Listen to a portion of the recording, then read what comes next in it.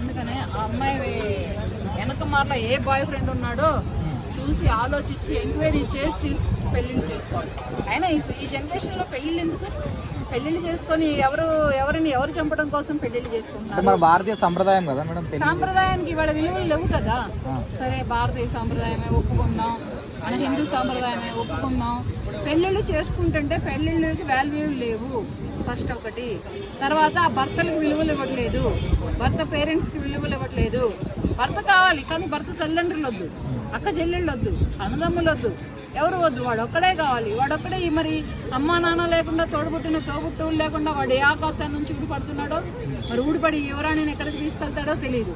పోనీ ఇవన్నీ వదులుకొని వచ్చినా వాడిని ఏమైనా బ్రతకనిస్తుందా? బ్రతకనండి, వాడిని కూడా చంపేస్తారు. ఇటువంటి రాక్షసమైనటువంటి ఆడపిల్లలుగా పెరుగుతున్నటువంటి ఇప్పుడు ప్రస్తుతానికి పెళ్ళిళ్ళు చేసుకోకుండా వాడుకొని వదిలేస్తే పోలా పెళ్ళి అవసరం. అంటే ఒక ఇన్సిడెంట్ తర్వాత ఇంకొక ఇన్సిడెంట్ అట్లా జరుగుతూనే ఉంటాయి. తల్లిదండ్రులనే చంపేస్తారని చెప్పిన నేను నువ్వు మళ్ళీ పట్టుకొని ఇన్సిడెంట్లు జరుగుతున్నాయని చిన్నగా మాట్లాడతావేంటి?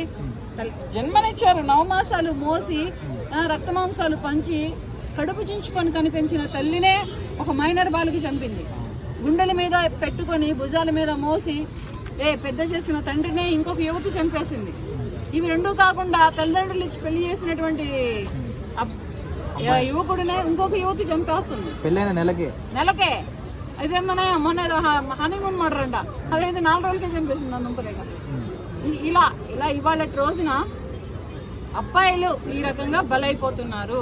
పెళ్లిళ్ళకే కానీ లవ్లకే కానీ బలైపోతున్నారు. ఈసారి అబ్బాయిలు అమ్మాయిని అందాన్ని చూడొద్దు, చదువు చూడొద్దు, కట్నాలు చూడొద్దు, ఏమీ చూడొద్దు. ఆ అమ్మాయి వెనక మార్ల ఆ అమ్మాయి బాయ్ ఫ్రెండ్ ఎవడున్నాడో వాడిని చూడండి.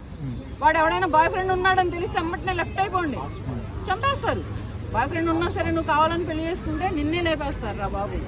అందుకనే అమ్మాయి బ్యాక్ ఎవడున్నాడు బాయ్ ఫ్రెండ్ ఇక్కడ పేరెంట్స్ తప్ప, ఎవరైతే ప్రేమించిన అమ్మాయిలు తప్ప. ప్రేమిస్తున్నాను నేను, నాకు వేరే వాడు ఉన్నాడు అని చెప్పినా వినిపించుకోకుండా మరొక పెళ్లి చేస్తున్న పేరెంట్స్ తప్పు.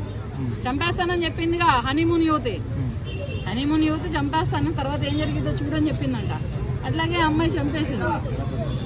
పేరెంట్స్ తప్పు ఉంది ఇక్కడ. ఫస్ట్ మెయిన్ ఏంటంటే పేరెంట్స్ ఆస్తులు ఉన్నాయి, అంతస్తులు ఉన్నాయి, గొప్ప చదువులు ఉన్నాయి, లేకపోతే పెద్ద పెద్ద ఉద్యోగాలు ఉన్నాయి. ఇవాళ చిన్న చితక వ్యాపారస్తులకి ఎవరికి పిల్లల్ని ఇవ్వట్లా, చిన్న చితక ఉద్యోగస్తులకి ఎవరికి పిల్లల్ని ఇవ్వట్లా.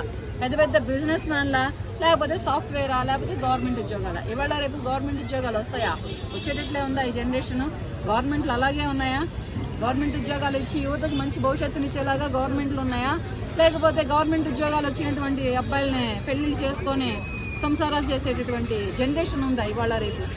లేని జనరేషన్లో అమ్మాయిలని ఇటువంటి పెంచుతున్నటువంటి పెంపకంలో తప్పు ఉంది. ఫస్ట్ తల్లిదండ్రులు తప్పు ఉంది.